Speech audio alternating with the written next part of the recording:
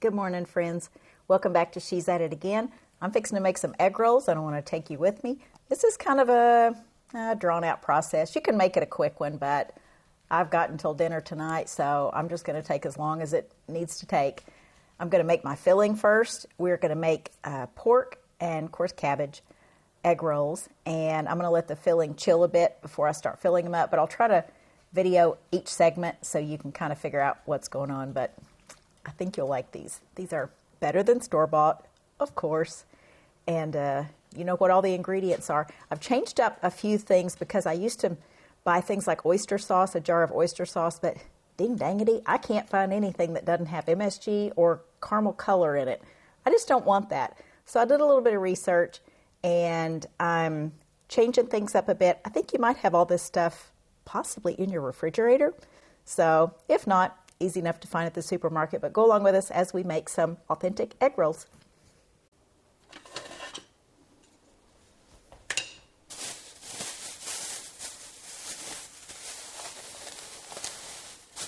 I have my skillet heating up. This is my pork that I'm using. I don't necessarily know that I want to use all this package, so what I'll do is I'll take out about a pound of it. This is 1 2/3 pounds.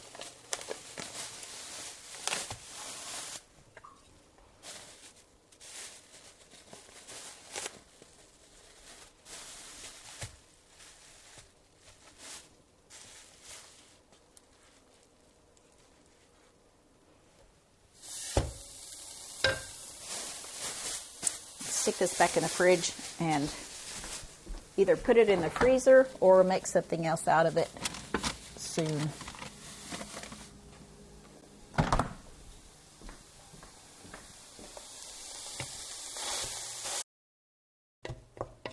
I have my burner on about medium.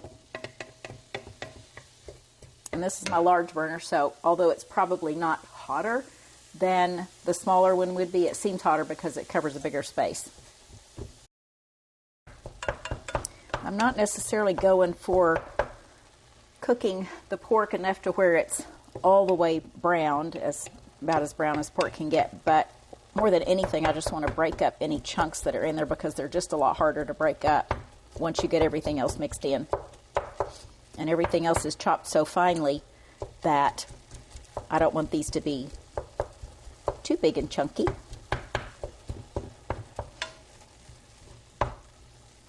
So once you get most of it broken up as well as you can,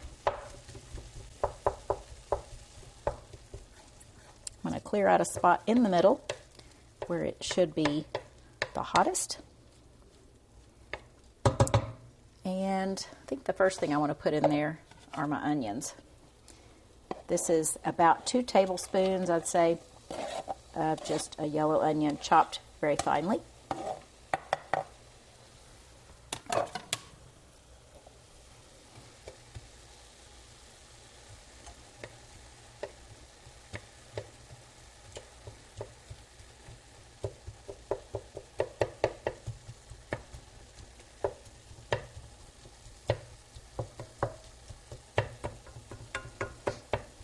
You could also use ground chicken in this if you want to, ground turkey. I don't know how ground beef would be. I don't think I've ever heard anybody making egg rolls out of ground beef, but I guess you could if you're so inclined.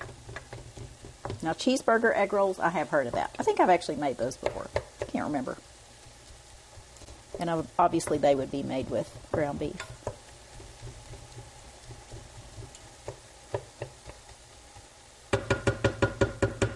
All right, those are going well. This is about 3 cups of shredded cabbage, actually chopped very finely, and I would say about 2 large cremini mushrooms. I think I probably have 4 or 5 in here, but they were small ones. Be sure and brush all the dirt off of them. And then I have a couple of carrots, and these are chopped rather finely, as you can see. Right there. Whoopsie. Got some escapees over there.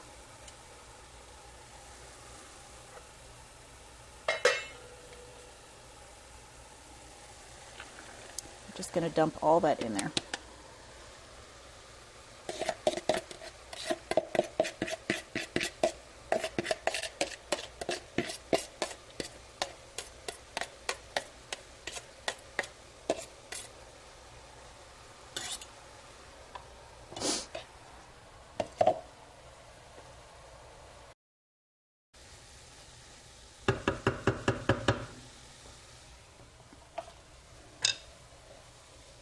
have about a teaspoon of finely chopped ginger.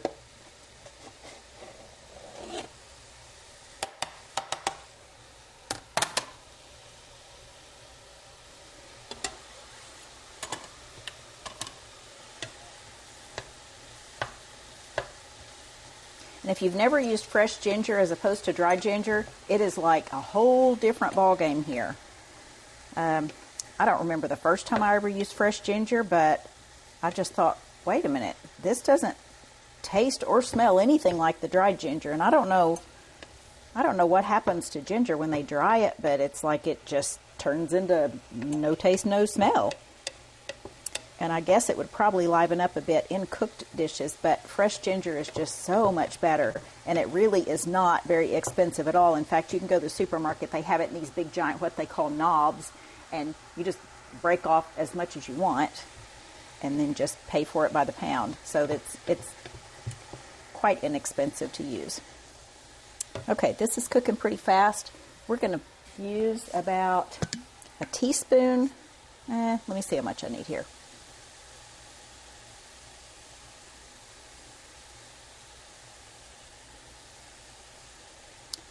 I'd say about a teaspoon to a teaspoon and a half of sesame oil.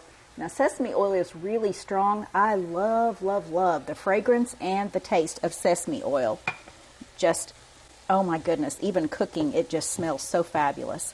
But it is very strong, so you don't want to overdo it. It's always easier to add some more later, even if you just have to use it in your dip for the egg rolls. But don't overuse it, but it really does give it a nice fragrance and flavor. Now, this is liquid coconut aminos. They come in all different brands, but just try to find organic coconut aminos. We're going to put about 2 tablespoons of this in here. This is a replacement for soy sauce. It is not as salty as soy sauce, but it does have a salty flavor, but it has a sweet flavor too. I have laughed before and said, I think I could actually eat that over a dessert of some kind. It just really has a nice fragrance. It's like that sweet salty combination all together in one little liquid. It's really pleasant. But I've used soy sauce for years. Went to using tamari just to be careful that it wasn't a wheat product, because some soy sauce is not gluten-free. And although I don't have an issue with gluten sensitivity in my house, sometimes we have guests that do. So I was real cautious to use that. But the coconut aminos is gluten-free, but it doesn't have the soy in it, which I'm not a huge fan of soy, and I've made no secret of that. But if it gives me the same flavor and yet it has a lot more value to it as far as flavor and nutrition, then I'd rather just use that. And like I was saying earlier, the egg roll recipe I've used before had bean sprouts in it. I figured out bean sprouts were just a filler, so I don't necessarily need that, and I don't have any bean sprouts. I've bought them by the can. I can't remember what other ways I've bought them before, but it really didn't use that many, so I always have some left over. So there was just no sense in making that, so making it with that. So I just redid my recipe, kind of making it up as I go. And I'm going to turn this burner way down. We're going to chop up a few green onion tops that I just cut off my green onions that are over there in a vase in this other end of my kitchen.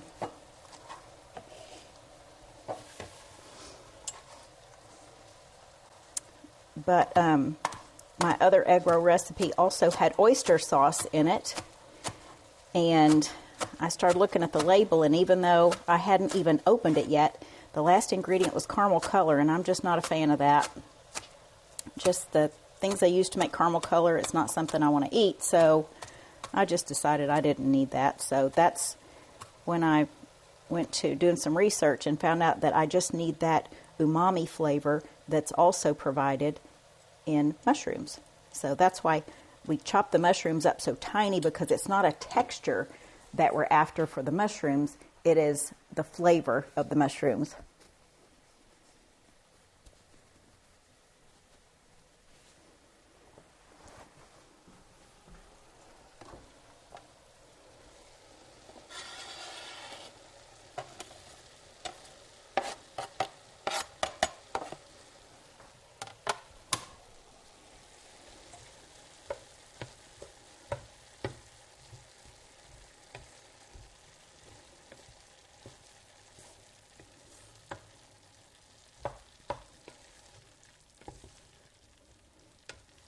This could probably stand to have more cabbage in it, but I may just leave it at that.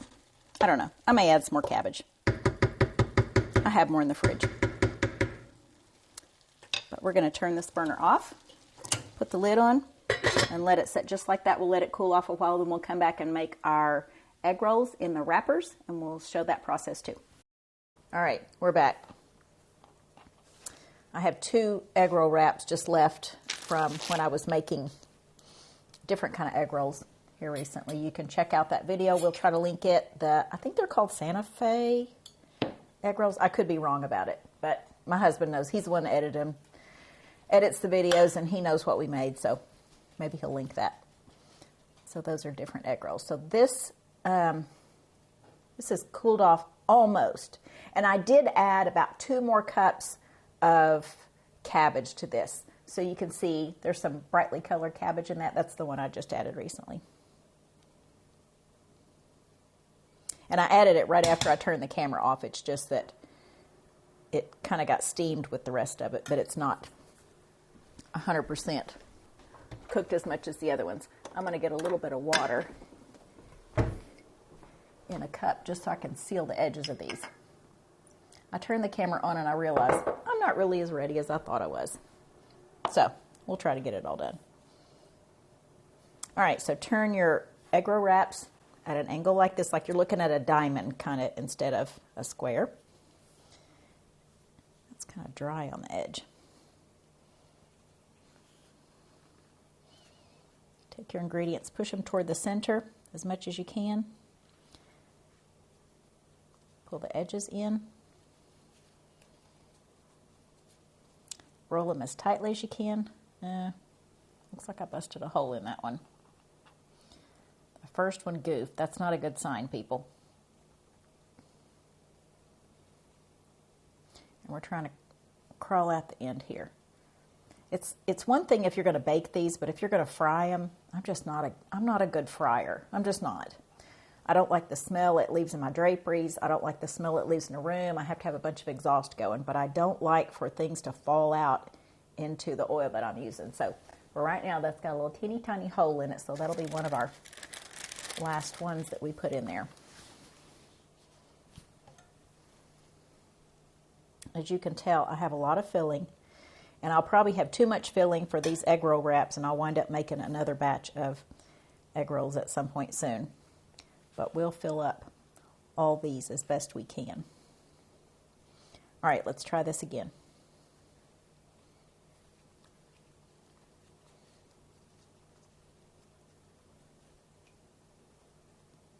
Now, I think it's because these egg rolls weren't as fresh.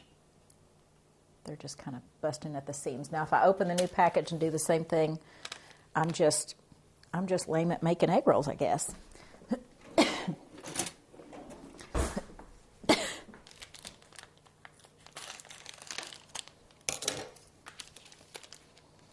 I won't take out all these at once because they warn about them getting kind of dried out if you let them sit it just out in the air. So they say keep them in the package. Okay, let's try it from the side this time. Let's see if that works better. That seems to work a little better. So, see how cute that one is? Yeah, the other egg rolls definitely even have a different look to them. They'll be okay to eat, but they just weren't great to work with as far as rolling them up. Okay, so pull the sides in, almost to where they're touching in the center.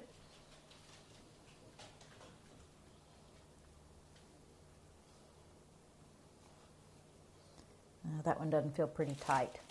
I'm so picky about these. I'm very self-critical on how these turn out. Just because I don't want them to fall apart. It's not that I mind them looking bad, because it wouldn't be the first thing I've ever made that looked bad, that's for sure. But I just don't want them falling apart, especially when I'm cooking them in a pan of hot oil.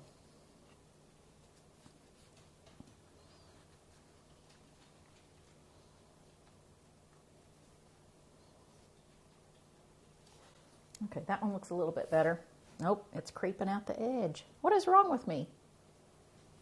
Okay. My dogs are coming in to see what I'm doing. They can hear the frustration in my voice. I just poked a hole in that with my finger. This is not my day, people. I don't even know which side to put it on to keep it from falling out.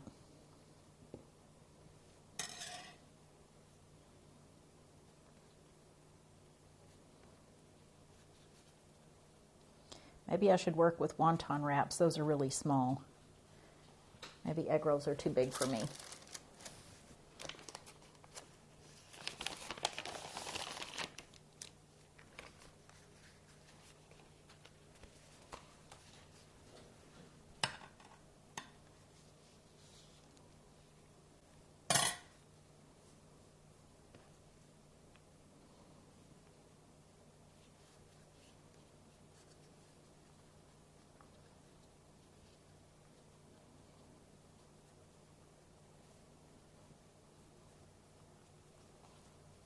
Okay, there's one too. All right, you kind of get the gist of what we're doing. I don't want to just keep filming me embarrassing myself for making these so horrible. But I just wanted you to see kind of how they're put together. And the filling does smell really good. My next thing I'm going to do is I will put these in the refrigerator to chill. And before our friends come over tonight, our neighbors, Katie and Maddie, are coming over. And right before it's time for dinner, I'll take these and fry them in some hot oil. And I'll show you that process too. But I also want to video the process of making the dipping sauce. And that's kind of fun. It's got brown sugar in it, so just get ready. It's sweet, but it is yummy. You might have kids going, I'll just skip that egg roll thing and hand me that sauce. But it's really good. But I want to show you how to make that. So I'll turn the camera off now since enough of this nonsense has been videoed. And when I turn the camera back on, we'll be ready to make some dipping sauce for our egg rolls. So we'll be back in just a bit. I just want to show you all this. This is all my stuff. I put my scissors under here so the juice would run to the other side of the pan, and I actually used all of it. But look at this. Look how good my last little egg roll was. Isn't that cute? It's got some juice dripping out the bottom, but still, it's cute. So we have all our egg rolls in here. I'm going to put this in the refrigerator, put the lid on it so it can not dry out, and then we'll start making our dipping sauce. All right, over here at the stovetop now, we're going to start off with, let's see, in here looks like a chunk of rocks. Looks like I've been collecting rocks. This is actually brown sugar, organic brown sugar, conventional brown sugar, it doesn't matter. It's all going to get hard if you don't keep it very well sealed. And I don't keep it very well sealed because I really don't use it that often. But I just know it'll dissolve in whatever I'm cooking. So I measured out about a half a cup of brown sugar. Now I use dark brown sugar. If you want light brown sugar, that's fine. It just has a little more depth, a little more molasses flavor, the darker the brown sugar. We're going to add to this a tablespoon of cornstarch. And this is the kind of cornstarch that I use because it's non-GMO.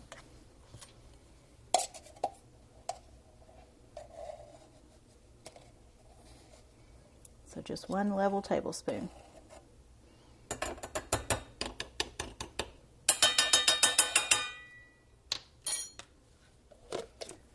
To that, we're going to add 1/3 cup of red wine vinegar. That's what it looks like right there. See it? No, that's too bright to see it there. Maybe if I cover up the light. Strangely enough. I try to figure out the light situation. I even turned off the lights on this side of the kitchen just because it had too bright light shining right here because I have can lights right above me. Okay, 1/3 cup. I'm trying to read my recipe as I'm going. I haven't made these in quite a while.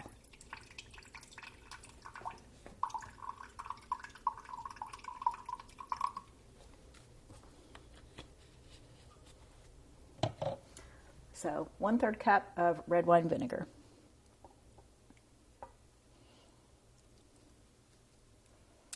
We'll have 1/3 cup of pineapple juice. And this is my favorite, right here.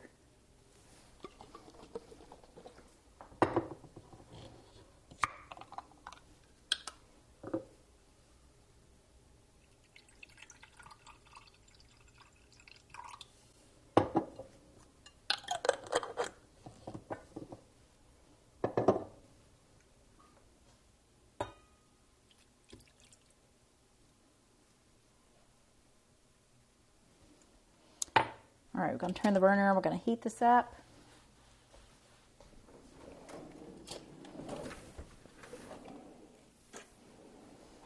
And hopefully dissolve that brown sugar in there.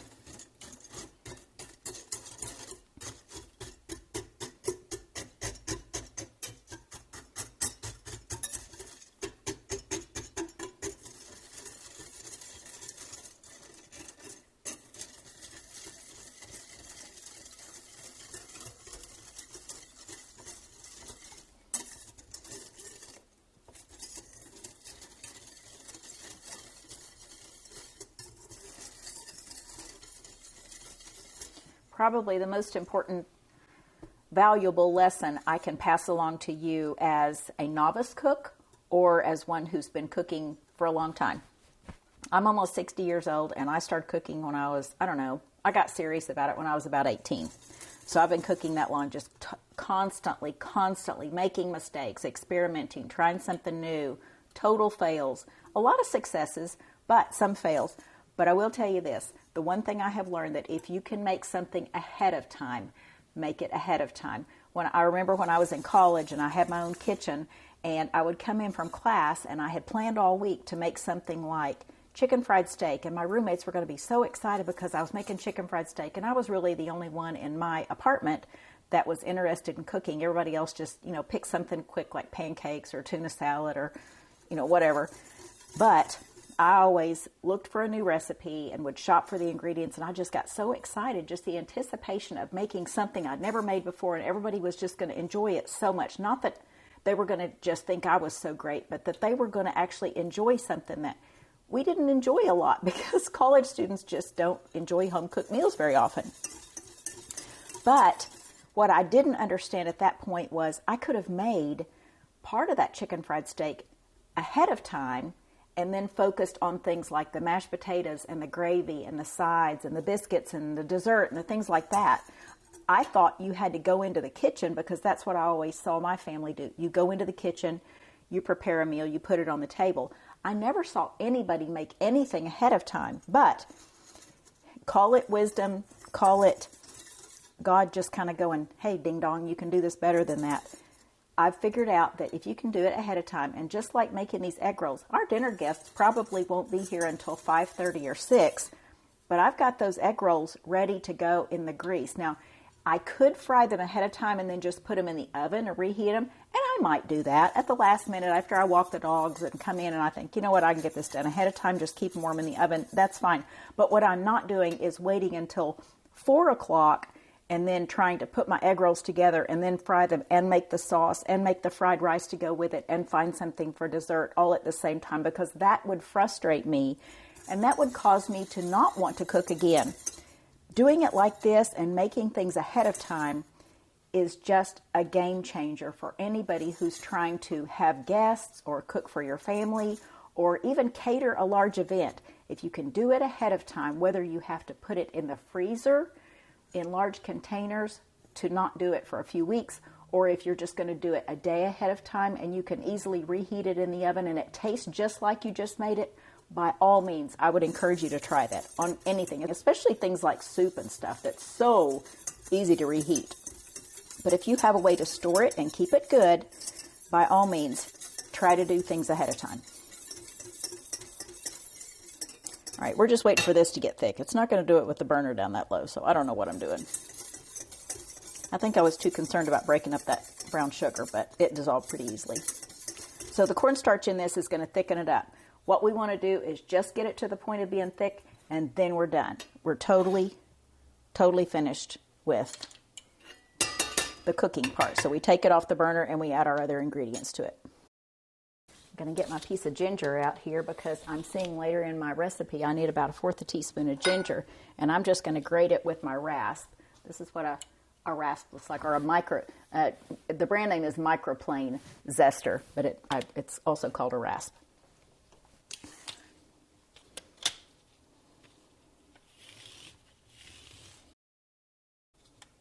And when I do that, it comes out in there. So back to what I was just saying about the cornstarch. If you only use cornstarch exclusively and no flour to thicken something, you only want to get it to the point to where it's thick, immediately take it off the heat. If you continue to cook it, for some reason, cornstarch loses its ability to thicken at that point. It starts thinning back down and you'll never recover the thickness. You have to add more cornstarch to it at that point. You don't want to just keep adding cornstarch to things. So we're going to heat this up to where it's thick, and then we'll take it off the heat, and that'll be it for our dipping sauce.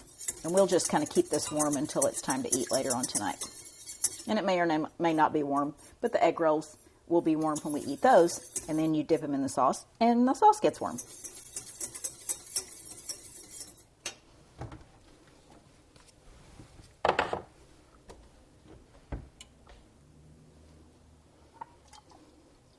So I got out my pimentos. This calls for 2 tablespoons of pimentos. So diced pimentos is what you're going to need. And I was just about to open the jar a while ago, and I thought, you know what? I think I have some pimentos left over when I think I made pimento cheese, or maybe it was chicken pot pie. I can't remember. I made something, and I had about 2 tablespoons left over, so I'm glad I looked at that.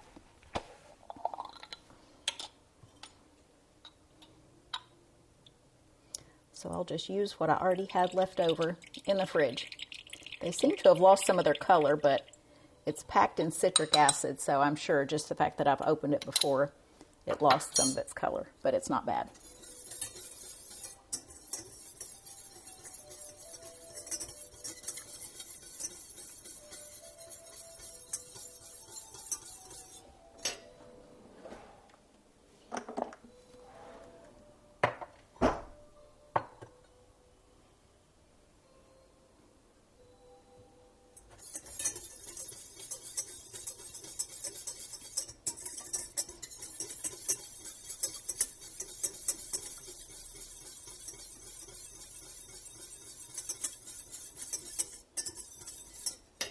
So this looks like it's about to get thick. I'm going to put my 1/4 cup of diced green peppers in this. This is just a green bell pepper, and if you're like me, you think, I don't really like the flavor of green bell pepper. I'd rather have a red one or orange one. It works in this. I don't know why, but some things that call for green pepper, definitely don't use a red one or an orange one or a yellow one because they're too sweet for this. It needs that kind of funky taste of a green bell pepper.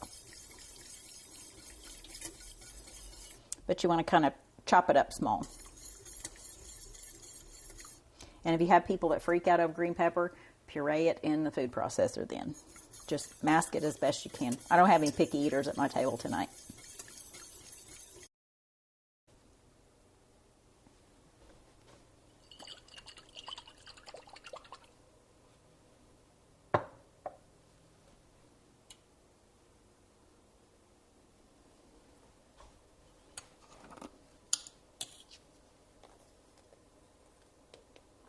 This calls for 1/4 teaspoon of garlic powder. I can put that in there at this point. Just garlic powder.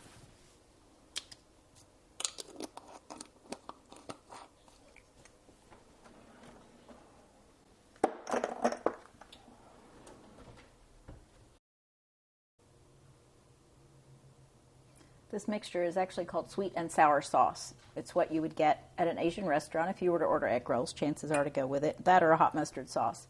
So the sweet comes from the pineapple juice and the brown sugar. The sour comes from the red wine vinegar. And everything else is just gravy. But it makes it a perfect taste. The flavor is fabulous.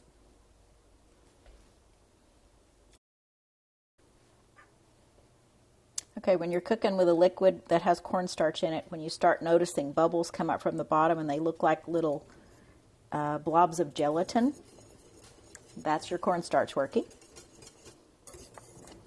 Because it'll take a cloudy product and make it clear but it kind of forms like this gelatinous little bubble in there. So you can tell this is getting considerably thicker. Let's see if I can get this camera over here and you can look at it. So when you stir something and it keeps going around even after you take your spatula out, it's not done. When it gets thick, it stops moving around in a circle when you stop moving your spatula or your whisk. So that is thick enough. I'm turning that burner off.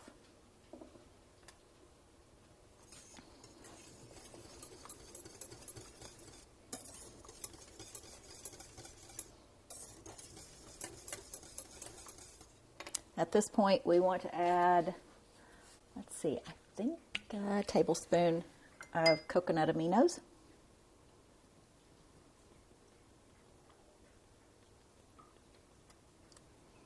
I think I told you earlier, I love this stuff. Add a little bit more. It's not quite as strong as the soy sauce is. So if you're used to soy sauce, this is just a milder form of that, but the flavor is so delightful. And we want our 2 tablespoons of diced pimientos. And then we'll put our ginger in here, which is fresh ginger, and it's about 1/4 of a teaspoon. Don't want to overdo it on the ginger because it's a little spicy. But it's perfect for this because it's just a dipping sauce.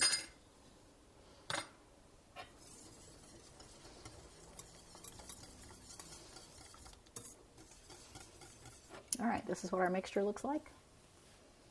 Hope you can see it from there. Yeah, I think you can see it on that camera. So we're going to take that off the burner. I'll get my dishes all washed up. I'm going to put a lid on that.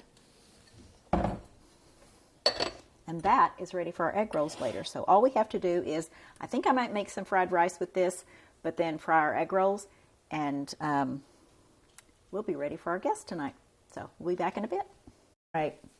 It is almost 3 o'clock, and I'm going to go ahead and cook these egg rolls. This is my retro electric skillet. I like using an electric skillet, the only reason being that I could put oil in a skillet or a Dutch oven or a pan of some kind on my stovetop, and I can't really get a good accurate reading. And just because I get a good accurate reading at that point doesn't mean it's going to be too hot or not hot enough within the next 5 minutes. So this just lets me know that my oil is the right temperature when it is. So this is what our egg rolls look like in our container. And this is hot. I am not thrilled about deep frying at any given time. The smell gets in my draperies and you just can't get it out. Okay, these egg rolls are looking a little sketchy, I must admit. Let's put it in there though.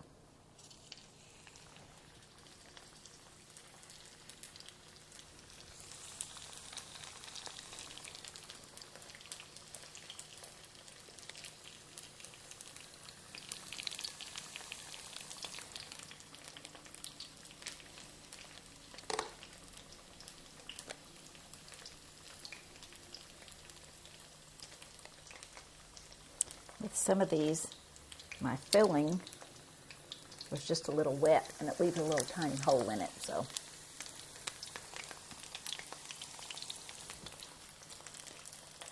and some of them are fine. Some of them are good all the way around. So it's just inconsistent. I'm just not good at this. But I did want to show you the recipe in case you're good at it. Then hey, enjoy making these things that will taste good on my end, but just not look that great.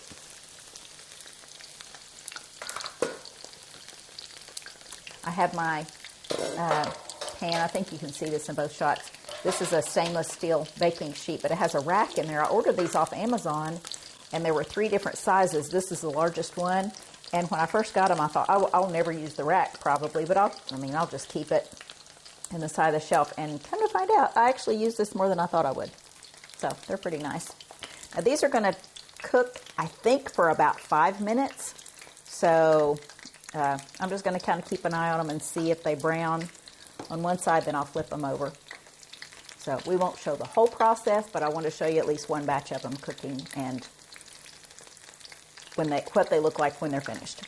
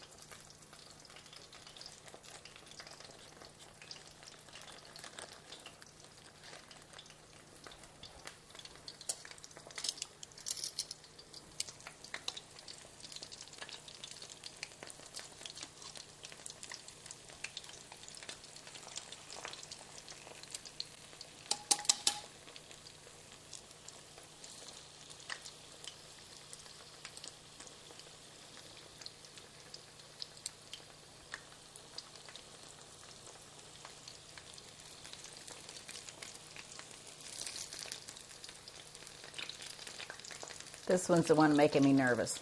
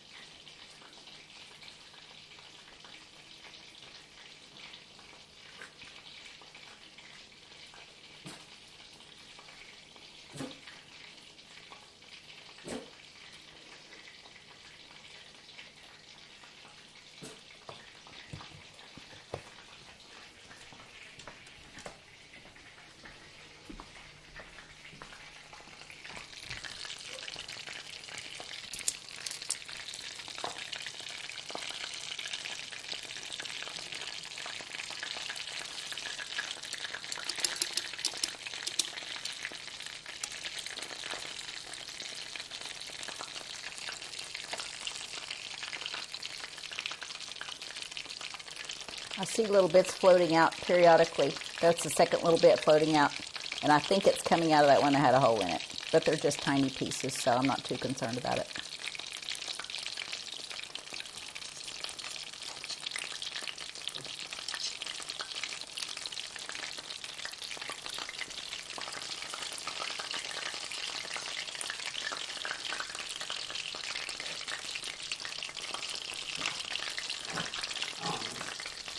Lacey, what are you doing? What are you doing? Crazy girl. All right, I think we're going to put this on our baking rack right now. Get this a little closer so you can see it. I'm just going to put those on there so they can drain any oil off. That looks pretty good on both sides. So hopefully the rest of these will continue to brown just like those did.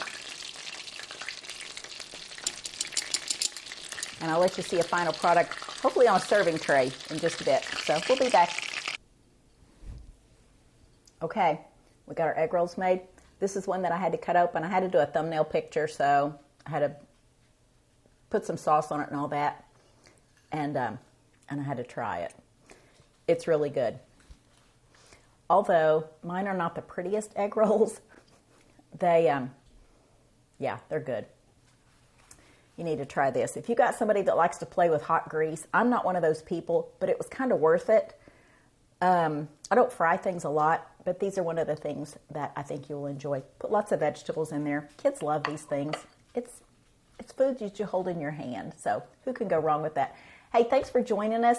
I appreciate every single one of you that watch the videos in their entirety. I enjoy the people that, or I enjoy knowing that people are going on here just to get recipes. I don't get paid for this. I get paid nothing for this. Somebody asked me that the other day. Do you get paid for YouTube? No. I don't have enough subscribers. I don't have enough views on it. But I so love knowing that people are coming on here to get recipes that they wouldn't normally try any other way. So I'm glad that you trust me enough to try things on here. And I hope you enjoyed it. And I look forward to seeing you again real soon. See ya. Bye.